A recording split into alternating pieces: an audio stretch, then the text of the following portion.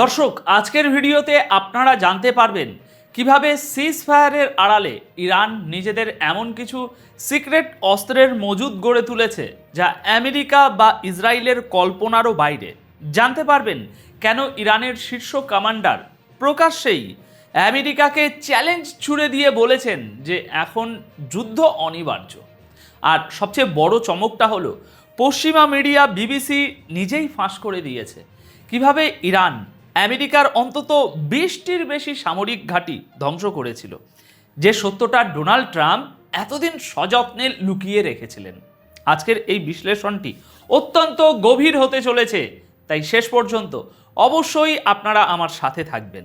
দর্শক, আমেরিকা এবং ইরানের মধ্যে একটি সরাসরি সংঘাত কি এখন অবধারিত একদম? এই প্রশ্নটি দিয়েই প্রতিবেদনটি শুরু করছি। আজ 2রা জুন দুপুরের দিকে ইরানের একজন অত্যন্ত সিনিয়র সামরিক কর্মকর্তার যে বক্তব্য সামনে এসেছে তা অন্তত এই দিকেই পরিষ্কার ইঙ্গিত দিচ্ছে। ইরানের খতম আল আম্বিয়া সেন্ট্রাল হেডকোয়ার্টার্সের deputy commander Mohammad Jafar Asadi একদম স্পষ্ট ভাষায় জানিয়ে দিয়েছেন যে আমেরিকা চাইছে ইরান যেন পুরোপুরি তাদের সামনে মাথা নত করে, কিন্তু ইরানি জাতি কখনোই স্যারেন্ডার করবে না। এখানে একটা খুব গভীরভাবে জিনিস বুঝতে হবে। আসাদি যখন বলছেন ইরান স্যারেন্ডার না করলে যুদ্ধ একদম কনফার্ম, তখন এটা কোনো সাধারণ ফাঁকা আওয়াজ নয়। আসাদি অত্যন্ত তাৎপর্যপূর্ণ একটি কথা বলেছেন যা পশ্চিমা থিঙ্ক ট্যাঙ্কগুলোর ঘুম হারাম করার জন্য যথেষ্ট। তিনি বলেছেন ইরান এখনও তাদের আসল সামরিক সক্ষমতা বা তুরুপের তাস দুনিয়ার সামনে আনেনি। তাদের হাতে এমন সব সিক্রেট অপশান এবং অত্যাধুনিক অস্ত্র রয়েছে যা প্রয়োজনে এমনভাবে ব্যবহার করা হবে যার সম্পর্কে আমেরিকা তো দূর, পুরো বিশ্বের কারোর কোনো ধারণা নেই। অর্থাৎ এখানে পর্দার আড়ালে এমন কিছু তৈরি হয়েছে যা দিয়ে ইরান এই মেসেজটাই দিতে চাইছে যে যদি দ্বিতীয়বার পুরোদমে সংঘাত শুরু হয় তবে তার জবাব হবে আগের চেয়ে সম্পূর্ণ আলাদা এবং ভয়ঙ্কর মাত্রার। আজ 2রা জুন দুপুরের পরপরই সারা বিশ্বের মিডিয়া এই বক্তব্যকে লুফে নিয়ে ব্রেকিং নিউজ বানিয়েছে, কারণ সবাই বুঝতে পারছে এই কথার জিওপলিটিক্যাল ওজন কতটা ভারী। এদিকে এই উত্তেজনার মাঝেই ইরানের সরকারি সংবাদ মাধ্যম মেহের নিউজ একটি অত্যন্ত গুরুত্বপূর্ণ ভিতরের খবর ফাঁস করেছে। তাদের রিপোর্ট অনুযায়ী আমেরিকার তরফ থেকে পাঠানো চুক্তির একেবারে শেষ ড্রাফটটি নিয়ে তেহরানে এখনও গভীর কাঁটাছেঁড়া চলছে এবং এখনও পর্যন্ত ইরান কোনো চূড়ান্ত জবাব দেয়নি। দর্শক, আসল কূটনীতিটা এখানেই লুকিয়ে আছে। ইরান খুব ভালো করেই জানে আমেরিকার অতীতের ট্র্যাক রেকর্ড কেমন। শুধু কাগজে কলমে কিছু প্রতিশ্রুতি দিয়ে আমেরিকাকে বিশ্বাস করার মতো বোকামি ইরান এই মুহূর্তে করতে রাজি নয়। তারা চায় বাস্তব এবং দৃশ্যমান ফায়দা। একদিকে যেমন টেবিলের উপর আলোচনা চলছে, অন্যদিকে ঠিক তেমনই যুদ্ধের দামামা বাজানোর মতো স্টেটমেন্ট আসছে। এর মানে হলো দুপক্ষের মধ্যে আস্থার ঘাটতি এখন এমন একটা পর্যায়ে পৌঁছেছে যেখান থেকে ফিরে আসা প্রায় অসম্ভব।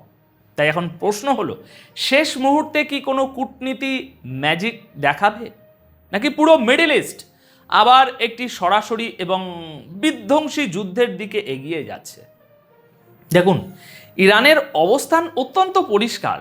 তারা কোনো মতেই স্যারেন্ডার করবে না, আর স্যারেন্ডার না হলে সংঘাত এড়ানো কঠিন। দর্শক, এরপর যে খবরটা নিয়ে আমরা কথা বলবো তা পশ্চিমাদের জন্য আরও বড় মাথা ব্যথার কারণ। আপনারা অনেকেই হয়তো ভেবেছিলেন সিজফায়ারের এই সময়টাতে ইরান হয়তো সামরিকভাবে কিছুটা দুর্বল হয়ে পড়েছে বা তারা কিছুটা ব্যাকফুটে আছে, কিন্তু আজ 2রা জুন দুপুরের দিকে আইআরজিসির যে নতুন দাবি সামনে এসেছে তা পুরো হিসেব নিকেশ পাল্টে দিচ্ছে। আইআরজিসির মুখপাত্র হোসেন মোসাবি স্পষ্ট জানিয়েছেন যে যুদ্ধ বন্ধ থাকার এই সময়টাতে ইরান মোটেও বসে থাকেনি, বরং তারা আগের চেয়ে কয়েক গুণ বেশি শক্তিশালী হয়ে মাঠে ফিরেছে। মোসাবি খুব প্র্যাকটিক্যাল একটা পয়েন্ট তুলে ধরেছেন, মনোযোগ দিয়ে শুনবেন তিনি কি বলছেন। তিনি বলেছেন সাম্প্রতিক সংঘাতের ফলে ইরান তাদের শত্রুদের খুব কাছ থেকে স্টাডি করার সুযোগ পেয়েছে। শত্রুর অস্ত্র, তাদের যুদ্ধ করার কৌশল, তাদের অ্যাটাক প্যাটার্ন এবং ডিফেন্স সিস্টেমের দুর্বলতা, এই সব কিছু সম্পর্কে এখন ইরানের কাছে আগের চেয়ে অনেক বেশি ডেটা এবং নিখুঁত তথ্য রয়েছে। অর্থাৎ সোজা বাংলায় বলতে গেলে ইরান তাদের শত্রুদের নাড়ি নক্ষত্র মুখস্থ করে ফেলেছে। মেহবি সাব জানিয়ে দিয়েছেন, যদি শত্রুরা আবারও যুদ্ধের ময়দানে ফেরে তবে এবারের অপারেশনের ধরন, যুদ্ধের ময়দান এবং ব্যবহৃত অস্ত্র সব কিছুতেই একটা বিশাল পরিবর্তন দেখা যাবে। আইআরজিসি এটাও দাবি করেছে যে ইরানের সামুদ্রিক ক্ষমতা বা অপারেশনাল সক্ষমতা ধ্বংস হয়ে গেছে বলে যে প্রপাগেন্ডা ছড়ানো হয়েছিল তা সম্পূর্ণ ভিত্তিহীন এবং মিথ্যে। বিশেষ করে হরমুজ প্রণালীর কথা উল্লেখ করে মোহেবি বলেছেন, খুব দারুণ কথা, শুনবেন, আমেরিকা জলে, স্থলে এবং আকাশে তাদের সমস্ত সামরিক শক্তি ঢেলে দেওয়ার পরও মাত্র 1 মিনিটের জন্যেও হরমুজ প্রণালীর নিয়ন্ত্রণ ইরানের কাছ থেকে ছিনিয়ে নিতে পারেনি। এই বাস্তব অভিজ্ঞতা ইরানি ফোর্সকে যে কোনো পরিস্থিতির জন্য আগের চেয়ে অনেক বেশি আত্মবিশ্বাসী এবং প্রস্তুত করেছে। এখন এটা কি শুধু শক্তি প্রদর্শনের জন্য বলা হচ্ছে, নাকি ইরান সত্যি একটা নতুন মাত্রার যুদ্ধের জন্য পুরোপুরি প্রস্তুত? তা হয়তো সামনের দিনগুলোতেই পরিষ্কার হয়ে যাবে। কিন্তু আজকের সবচেয়ে বড় এবং এক্সক্লুসিভ জিওপলিটিক্যাল বিশ্লেষণটা আমরা করব বিবিসির একটা বোমা ফাটানো রিপোর্ট নিয়ে। আপনারা জানেন, যুদ্ধের সময় আমেরিকা সবসময় একটা সুপার পাওয়ার ইমেজ বা একটা ভুয়া দাপট দেখানোর চেষ্টা করত, কিন্তু ধীরে ধীরে সেই মিথ এখন ভাঙতে শুরু করেছে। বিবিসি ভেরিফাইয়ের নতুন রিপোর্ট অনুযায়ী সংঘাত শুরু হওয়ার পর থেকে ইরান পুরো পশ্চিম এশিয়ার অন্তত 8টি দেশে থাকা আমেরিকার কম করে হলেও 20টি সামরিক ঘাঁটিতে অত্যন্ত নিখুঁত এবং ধ্বংসাত্মক হামলা চালিয়েছিল। স্যাটেলাইট ইমেজ এবং বিভিন্ন ভিডিও ফুটেজ বিশ্লেষণ করে রিপোর্টটি বলছে যে এই হামলাগুলো পশ্চিমা মিডিয়ার দেখানো খবরের চেয়ে অনেক বেশি ভয়াবহ ছিল। নামগুলো শুনুন: সৌদি আরব, ইউএই, কাতার, কুয়েত, ইরাক, জর্ডান, বাহরাইন এবং ওমান। এমন কোনো আরব দেশ বাকি নেই যেখানে থাকা মার্কিন ঘাঁটিতে ইরানের মিসাইল আঘাত আনেনি।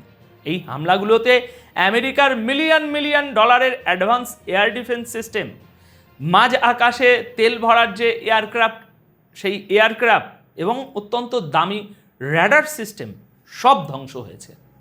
বিবিসি ভেরিফাই স্পষ্ট বলছে, ইরানের এই হামলাগুলো মোটেও কোনো লোক দেখানো বা ওই সিম্বলিক হামলা যেটা বলে তা ছিল না। তারা সুনির্দিষ্টভাবে আমেরিকার সামরিক মেরুদণ্ডে আঘাত করেছে। আর আমেরিকা নিজেদের সেই তথাকথিত পরাশক্তির ইমেজ বা দাপট ভেঙে যাওয়ার ভয়ে এতদিন এই বিশাল ক্ষতির কথা পুরো দুনিয়ার কাছে লুকিয়ে রেখেছিল। কিছু সামরিক বিশ্লেষক তো এমনও বলছেন যে ক্ষতিগ্রস্ত মার্কিন ঘাঁটির সংখ্যা আসলে 20 নয়, বরং 28টির কাছাকাছি হতে পারে। এবার পেন্টাগনকে যখন এই স্যাটেলাইট ইমেজ এবং রিপোর্টের বিষয়ে প্রশ্ন করা হয়, তখন তারা কি বলে জানেন? তারা বলে অপারেশনাল সিকিউরিটির দোহাই দিয়ে কোনো মন্তব্য করতে রাজি হয়নি। তারা স্রেফ বলেছে যে এটা জাতীয় নিরাপত্তার বিষয়।